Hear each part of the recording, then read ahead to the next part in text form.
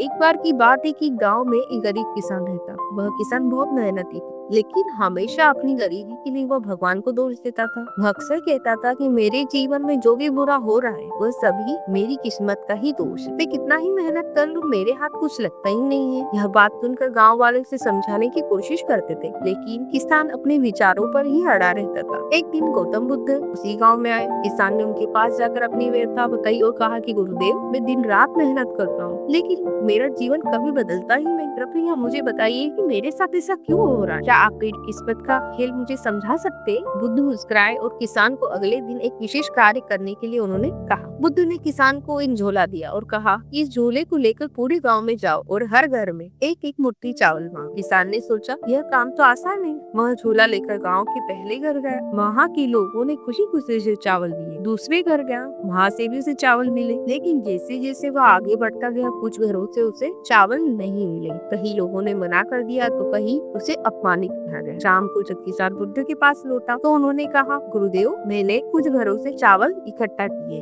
लेकिन कुछ लोगों ने तो मुझे अपमानित किया और चावल भी नहीं दिए। मुझे गुस्सा भी आया, लेकिन मैं चुपचाप रहन कर लिया। बुद्ध ने कहा कि यही पहला पाठ है। जैसे तुमने कुछ घरों से चावल लिए, वैसे ही जीवन में भी तुम्हें तुम्हारी कर्मों का फल अलग अलग समय पर मिलता है। अच्छे कर्मों का फल अच्छा मिल जाता है और जल्दी मिल जाता है। बुरे कर्मों का फल बुरा मिलता है। यह कर्मों का चक्र है। आज नहीं तो कल बदलता रहता है। अच्छे कर्म करोगे तो उसका फल भी अच्छा मिलेगा। फिर अगले दिन बुद्ध ने किसान को एक और कार्य सौंपा। उन्होंने कहा कि आज तुम एक झोला लेकर जाओ और रास्ते में जो भी गंदगी मिले उसे इसमें डालो, लेकिन ध्यान रखना इसे अपनी पीठ पर लटकाना होगा। किसान ने ठीक है सही। उसने झोले में गंदगी डालकर पूरे दिन उसे पीठ पर लटकाया। धीरे धीरे झोले का वजन बढ़ता गया और गंद भी तेज होती गई। शाम को किसान थका हुआ बुद्ध के पास लौटा और बोला, गुरुदेव, यह झोला तो बहुत ही भारी और बदबूदार हो गया। इसे लटकाना बहुत ही मुश्किल होता है। तब बुद्ध फिर मुस्कुराए और बोले, यह झोला तुम्हारे बुरे कर्मों का प्रतीक है। जैसे यह झोला तुम्हारी पीठ पर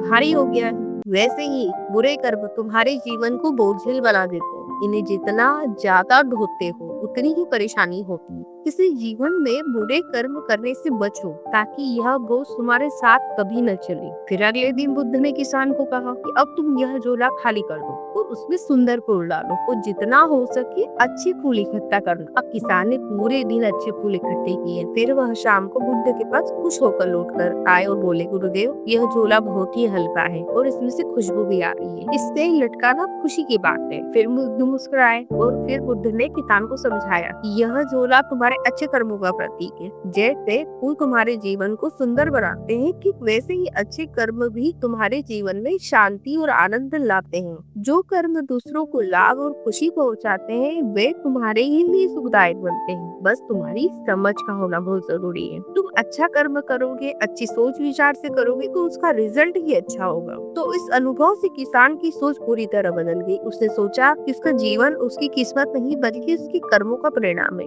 तब गौतम बुद्ध ने कहा कि जीवन में जो भी सुख और दुख आता है वह तुम्हारे पूर्व और वर्तमान कर्मों का परिणाम है। अपने कर्मों को सही दिशा में लगाओ और अपने जीवन को बदलो। कर्मों पर हमेशा विश्वास रखो, क्योंकि यही तुम्हारा भविष्य निर्धारित करते हैं। धन्यवाद दोस्तों।